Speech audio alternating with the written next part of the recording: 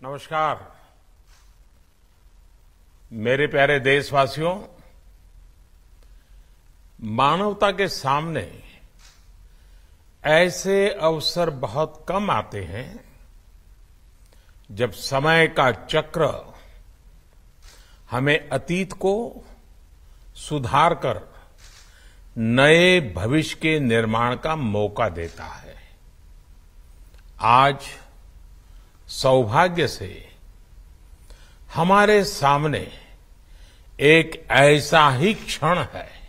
दशकों पहले जैव विविधता की सदियों पुरानी जो कड़ी टूट गई थी, विलुप्त हो गई थी, आज हमें उसे फिर से जोड़ने का मौका मिला है। आज भारत की धरती पर चीता लौट आए हैं और मैं ये भी कहूंगा कि इन चीतों के साथ ही भारत की प्रकृति प्रेमी चेतना भी पूरी शक्ति से जागृत हो उठी है। मैं इस ऐतिहासिक अवसर पर सभी देशवासियों को बहुत बहुत बधाई देता हूं। विशेष रूप से मैं हमारे मित्र देश नामीबिया और वहां की सरकार का भी धन्यवाद करता हूं, जिनके सहयोग से दशकों बाद चीते भारत की धरती पर वापस लौटे हैं। मुझे विश्वास है ये चीते न केवल प्रकृति के प्रति हमारी जिम्मेदारियों का बोध कराएंगे, बल्कि हमारे मानवीय मूल्यों और परंपराओं से भी अवगत कराएंगे। साथियों, जब हम अपनी जड़ों से दूर होते हैं तो बहुत कुछ खो बैठते हैं। इसलिए ही आजादी के इस अमृत काल में हमने अपनी विरासत पर गर्व और गुलामी की मानसिकता से मुक्ति जैसे पंच प्राणों के महत्व को दोहराया है।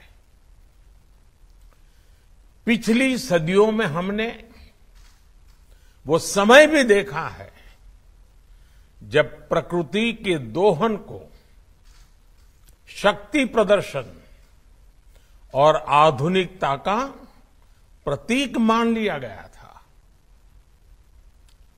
1947 में जब देश में केवल आखिरी 3 चीते बचे थे तो उनका भी साल के जंगलों में निष्ठुरता व गैर जिम्मेदारी से शिकार कर लिया गया। ये दुर्भाग्य रहा कि हमने 1952 में चीतों को देश से विलुप्त तो घोषित कर दिया, लेकिन उनके पुनर्वास के लिए दशकों तक कोई सार्थक प्रयास नहीं हुआ। आज आजादी के अमृत काल में अब देश नई ऊर्जा के साथ चीतों के पुनर्वास के लिए जुट गया है। अमृत में तो वो सामर्थ्य होता है जो मृत को भी पुनर्जीवित कर देता है।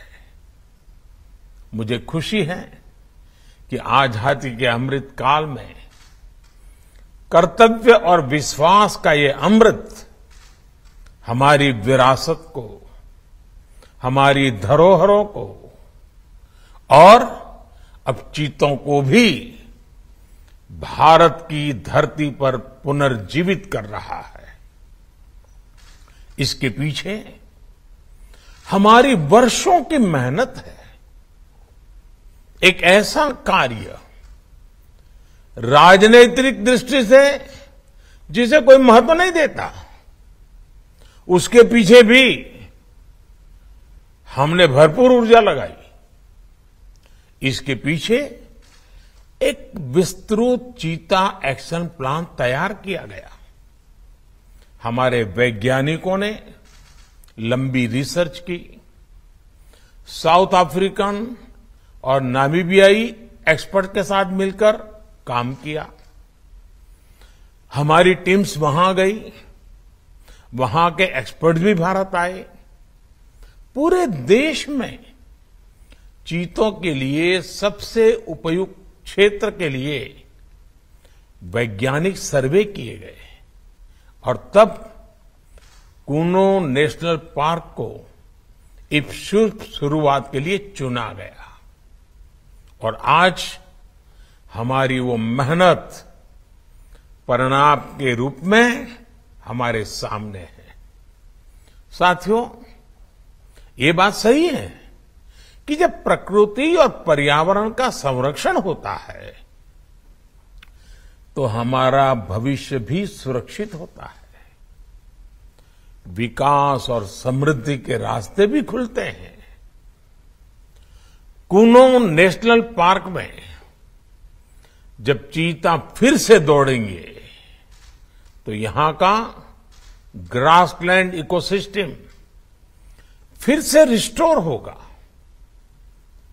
बायोडायवर्सिटी और बढ़ेगी। आने वाले दिनों में यहां इको टूरिज्म भी बढ़ेगा, यहां विकास की नई संभावनाएं जन्म लेगी, रोजगार के अवसर बढ़ेंगे। लेकिन साथियों, मैं आज आपसे सभी देशवासियों से एक आग्रह भी करना चाहता हूं। कूनो नेशनल पार्क में छोड़े गए चीतों को देखने के लिए देशवासियों को कुछ महीने का धैर्य दिखाना होगा, इंतजार करना होगा, सहयोग करना होगा। आज ये चीते मेहमान बनकर आए हैं, इस क्षेत्र से अनजान है। कूनो नेशनल पार्क को ये चीते अपना घर बना पाए, इसके लिए हमें इन चीतों को भी कुछ महीने का समय देना होगा।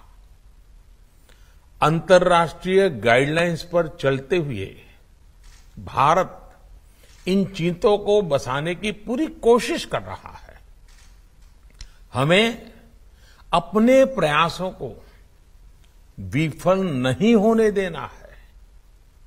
साथियों, दुनिया आज जब प्रकृति और पर्यावरण की ओर देखती है तो सस्टेनेबल डेवलपमेंट की बात करती है, लेकिन प्रकृति और पर्यावरण, पशु और पक्षी भारत के लिए एक केवल सस्टेनेबिलिटी और सिक्योरिटी के विषय ही सिर्फ है, ऐसा नहीं है। हमारे लिए ये हमारी सेंसिबिलिटी और स्पिरिचुअलिटी का भी आधार है। हम वो लोग हैं जिनका सांस्कृतिक अस्तित्व सर्वम खल्विदम ब्रह्म इस मंत्र पर टिका हुआ है। अर्थात संसार में पशु, पक्षी, पेड़, पौधे, जड़, चेतन जो कुछ भी है वो ईश्वर का ही स्वरूप है, हमारा अपना ही विस्तार है। हम वो लोग हैं जो कहते हैं परम परोपकारार्थम यो जीवति सह जीवति, अर्थात खुद के फायदे को ध्यान में रख करके जीना वास्तविक जीवन नहीं है। वास्तविक जीवन वो जीता है जो परोपकार के लिए जीता है। इसलिए हम जब खुद भोजन करते हैं उसके पहले पशु पक्षियों के लिए अन्न निकालते हैं।